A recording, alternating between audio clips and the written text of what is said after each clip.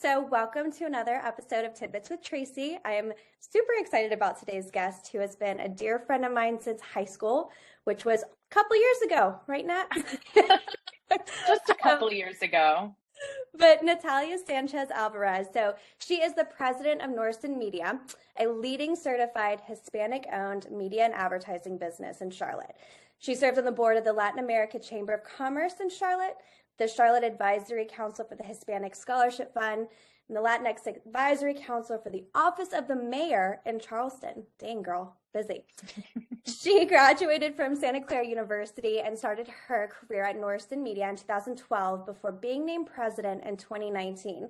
She lives in Charlotte with her amazing husband, Chris, and their adorable Australian Shepherd, Winston. So, welcome. I am so happy to have you here today. Thank you, Tracy. Thank you for that beautiful intro. I'm very excited to be here. And quite the accomplishments. Very, very impressed. So, why don't we just start off by hearing a little bit about Norsan Media, because it is the foundation. So, tell us about your mission, your vision. What do you guys do? Absolutely. So, as you mentioned, we're a certified Hispanic owned media company. Um, in addition to that, we're also family owned. So, we have a huge emphasis on our people and a commitment to them just as much as our clients.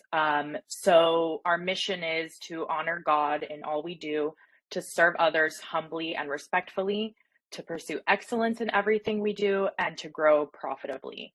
And for us at Norsan Media, we're a little different from our corporate sister companies. We focus on providing strategic media solutions for our clients by connecting them to the Hispanic audience in the Southeast. So we are currently in 8 markets in the Southeast plus Austin, Texas. And yeah, we are comprised of over 30 radio signals. We have regional newspapers, 3 TV stations, and then we do digital and social media, and also large scale events in almost all of our markets. So yeah, our bread and butter is radio, and what we do is allow our clients to connect to the Hispanic audience by advertising on our stations. That is incredible.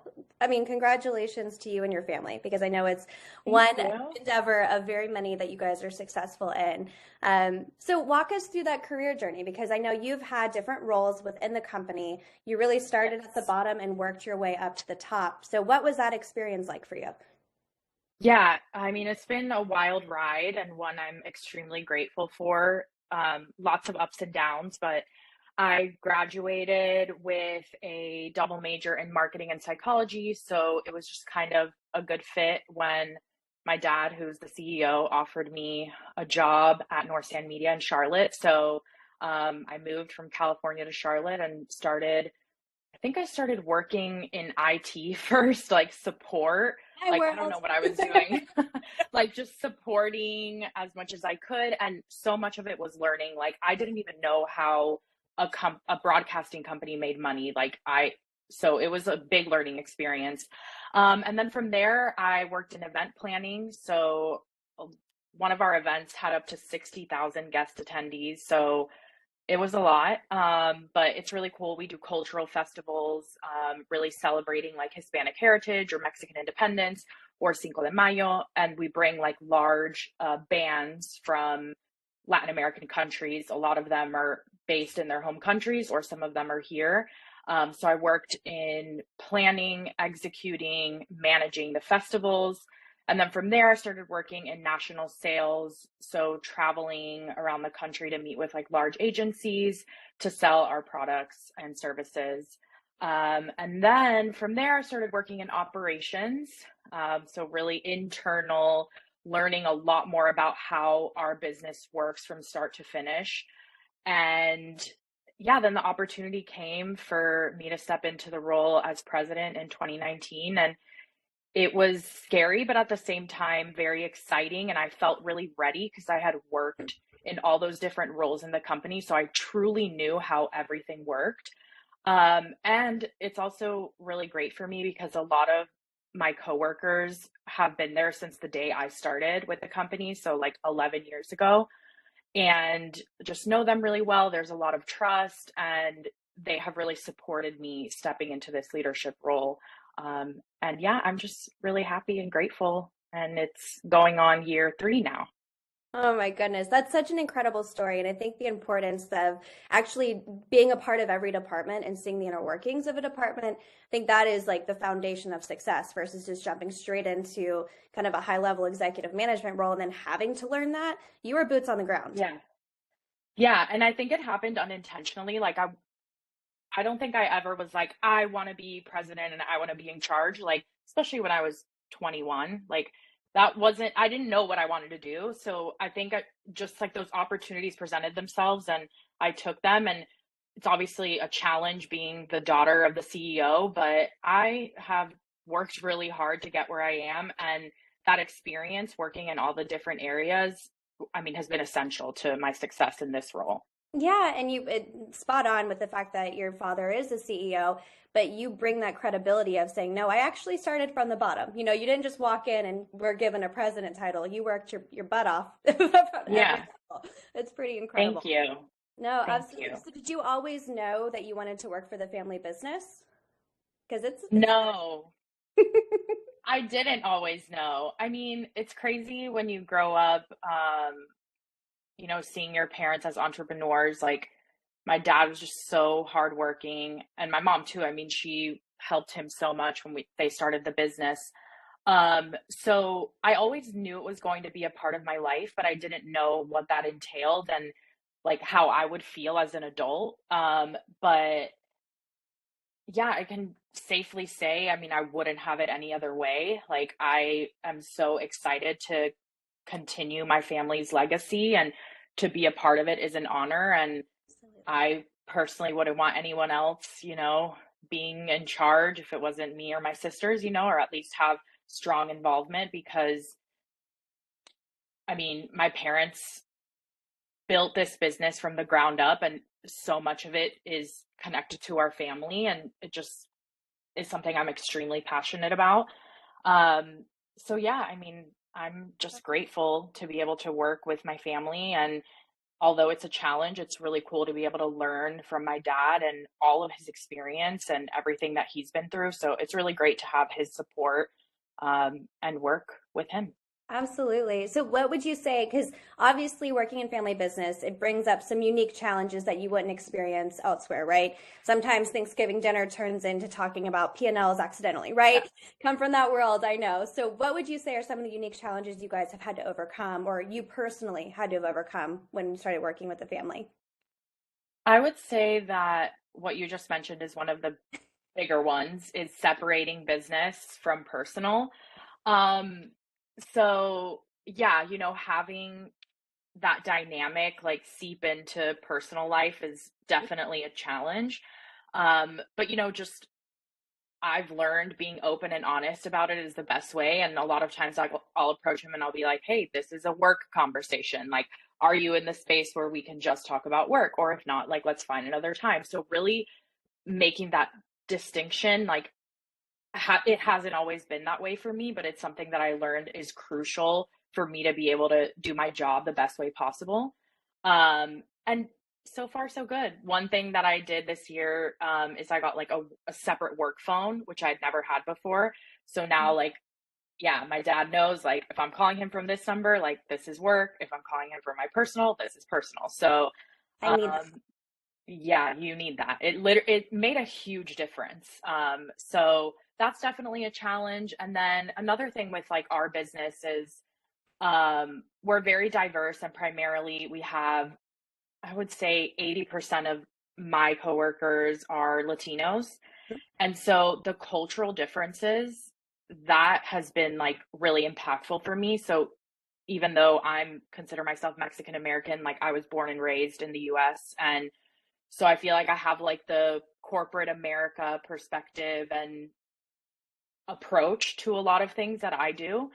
And a lot of my coworkers, that doesn't work for them. So really understanding that and working to find like a middle ground has been a really big challenge for me in this role, and for our company as a whole, as I'm trying to get us to the next level of like transforming our culture and transforming how we work. It's trying to find the most respectful way to do that. It's all about like balance, in my opinion. But, with that, I've just learned a lot about myself and how your culture can make a huge difference on how you work. Oh my gosh, that's something that, I haven't even thought about because thinking through, you've got the family business dynamic, and then to your point, you've got different cultural dynamics within the firm. So, knowing how did you navigate that challenge? You saw the challenge there. Is it something you have to do regular meetings, or that over communicate expectations? What do you do to kind of meet them in the middle? A lot of different things. Yeah. A lot of it is trial and error. Yeah. But I think the most important thing is communication and just like being really clear about our expectations, and then also identifying like those coworkers that maybe don't have those, not that they don't have the skills, but they don't have that experience to be able to work on that same level. It's providing them like leadership and training and development opportunities for them to grow. Yes. I think that has been really good. So like my director of operations, for example, like she started working like as an assistant to traffic, which is how we upload our ads to our system. And now she's director of operations for the entire company. And so she's an example of someone who we give like extra attention and extra training and development to really grow.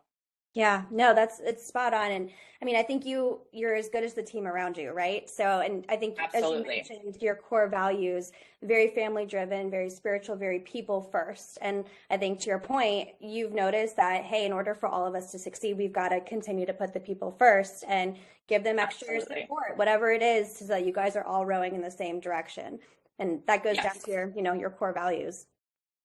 absolutely. So, what would you say your proudest achievements are? I mean, looking at your bio, I just sat there and I was like, okay, it would take me like 25 minutes to run through the whole thing. Like, you've been busy, but what would you say your proudest achievements are in this role specifically? Oh my gosh, so much. I would say my proudest achievement, though, is leading our company and our team through the pandemic. So I took on the role in 2019, and then COVID hit soon after. Oh, I took on the role at the end of Yeah. 2019, like November, end of November. So that was really, really hard. And I immediately went from, having an internal role where I wasn't fully responsible for a lot of stuff to being the one responsible for making these big decisions. We had to let people go. We had to cut down a lot of costs. And it was just really, really, really challenging to try to keep everyone motivated and engaged and like positive without knowing what the future held. And I know so many leaders went through this. But I would say I'm so proud of getting us through that. And it's not all me, it's my team. They're amazing. And I'm just so grateful for them. And things are really good now. And they all stuck with us. And a lot of those coworkers that we had to let go, like we hired them back. And Well, yeah, it was just a really big challenge, one that I'm glad we're past, but also it helped me grow a lot and learn a lot um, in my role as president, like right away. But I yeah. mean, I think we can get through anything now. Absolutely. When you jump right out of the gate straight into the fire, I mean, there's something Yeah. that says with if you can overcome that, then you can overcome anything. And we started Tracks the end of 2019. So same Yeah. thing, started a new business, and then all of a sudden the pandemic hit. So you're seeing there, okay, great. What moves do you make at that point? Because you need to Yeah. hire to bring on people, but you're also not sure what, to your point, what the future holds, and how do you keep everybody motivated and excited in the middle of just sheer chaos and worry. It was definitely, I can feel you on that. I'm glad we're over it. Yeah, of course. And I think probably the hardest part is like that pressure of knowing everyone's looking to you for like guidance. Like, oh, like, is she freaking out? Or like, is she scared? Or is she positive? Like, really, it helped me understand the weight of being the leader that much more. Yeah. And so I think I mean, it was just a learning experience, one that was hard, but I'm grateful for now. And then in addition to that, I mean, one of the things I'm really, really excited about that I was able to negotiate and work on for our company was our partnership with Charlotte Football Club. So they came to Charlotte in 2019, and I mean, it's just been huge for our community, for our Hispanic audience, like our listeners, our clients. So we're their flagship radio partner. So we do the Spanish radio broadcast. They have incredible people working with them who do the broadcast. So that has been just super exciting. And I would say that's one of my proudest achievements, at least in 2022. So excited that we just renewed that for this year, as well as our partnership with the Carolina Panthers. So we also do their broadcast, and we've been doing it for over 12 years now. So congratulations. Oh my gosh. Thank you. I'm so proud of you. I'm so proud I get to call you my friend. Thank you. Me too. So, you talk a little bit about, focusing heavily on the Hispanic community, but you're also, in other communities and supporting. But I feel like diversity and supporting culture is ingrained in your organization just naturally.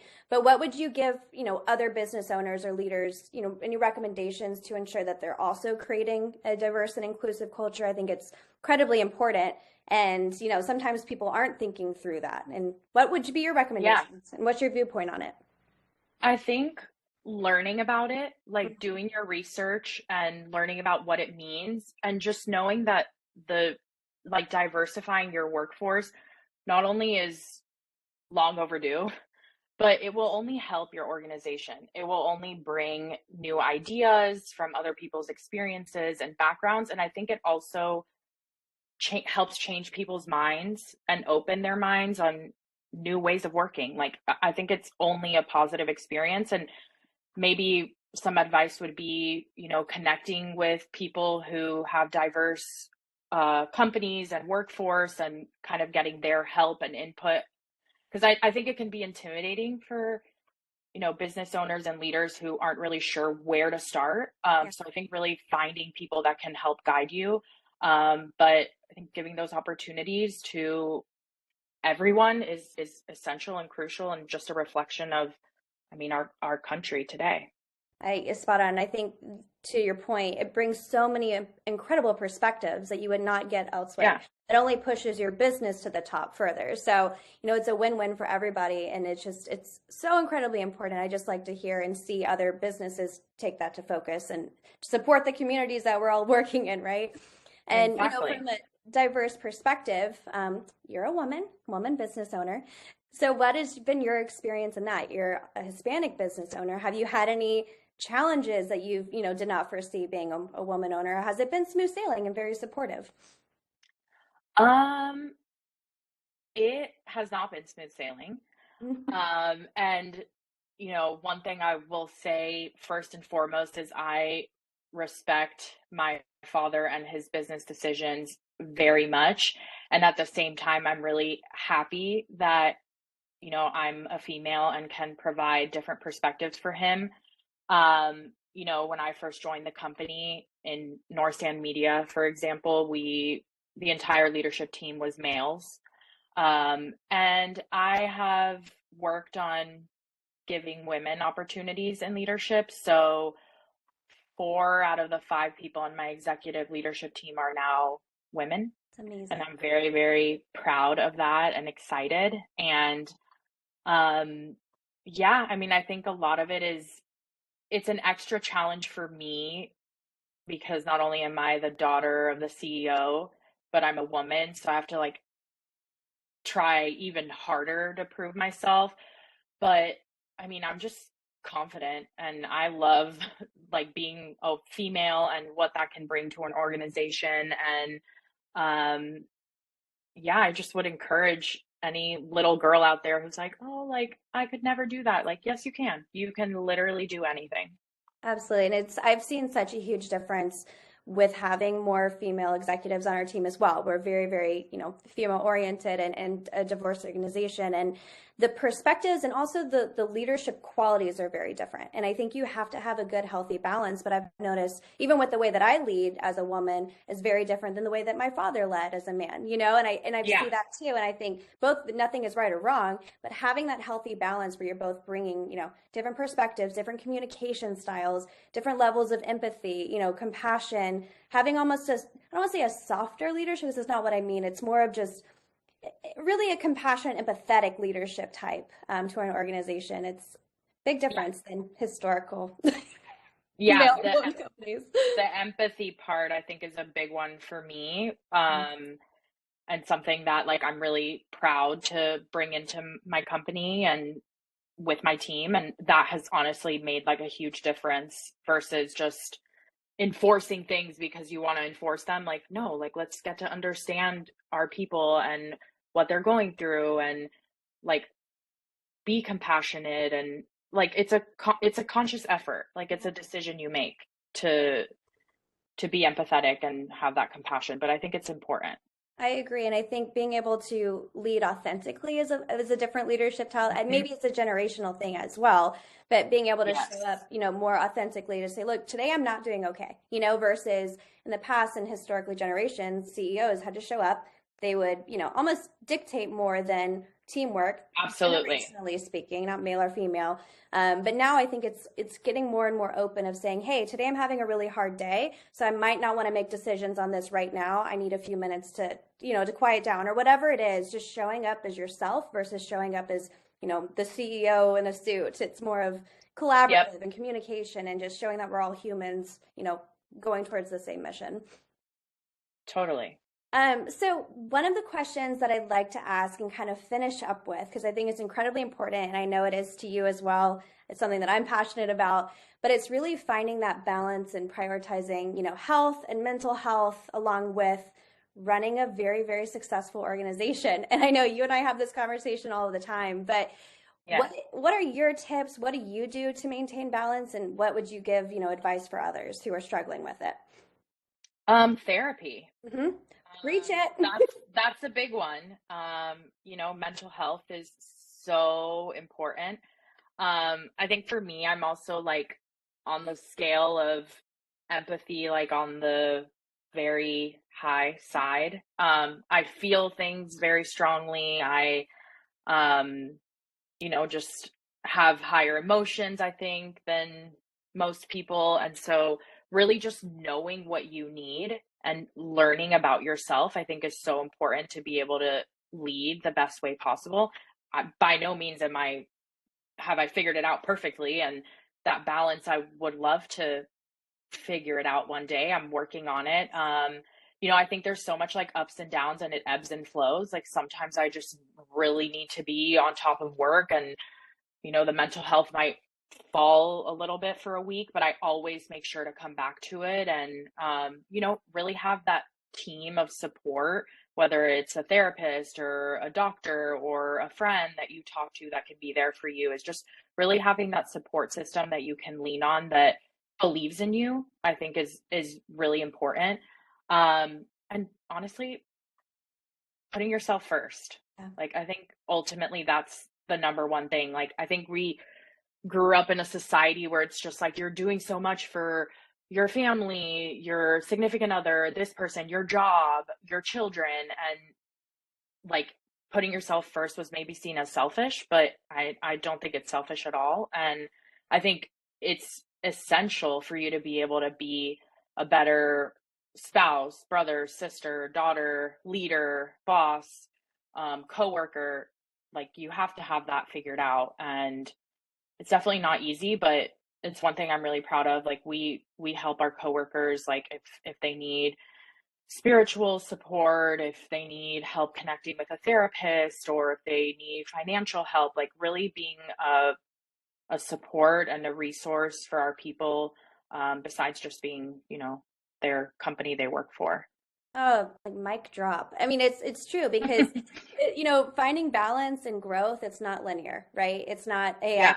I'm here today and I'm going to be healed and find balance tomorrow. It's literally No. just an up and down, and it's you kind of refining your skill set of being more aware, right? More aware of when you are off balance and being more socially Yeah. aware, but as your point, putting yourself first and kind of, and I talk about this up, like filling your cup up first, because you can't keep giving to other people, to your team, to your family, to your spouse, if you're completely drained all the time. And then pretending that you're not drained, it only adds more, fuel to that fire. So I think it's so important. And I love to hear that your organization takes, such pride in your people and such pride in being able to support your people. Because like we talked about earlier, you're only as good as your team around you. And it comes from the top. Got to support it. Well, Absolutely. Natalie, thank you so very much. I know you have a very large, successful, amazing business to go run, so I won't keep too much of your time, but I want to thank you so much. It's been so amazing to speak with you and for you to share your wisdom and your success and your journey. So thank you. Thank you so much. I had the best time, and thank you again for thinking of me. And I hope that my story and advice can help someone. It will. It absolutely will. So take care. We'll talk soon. You too. Thank you.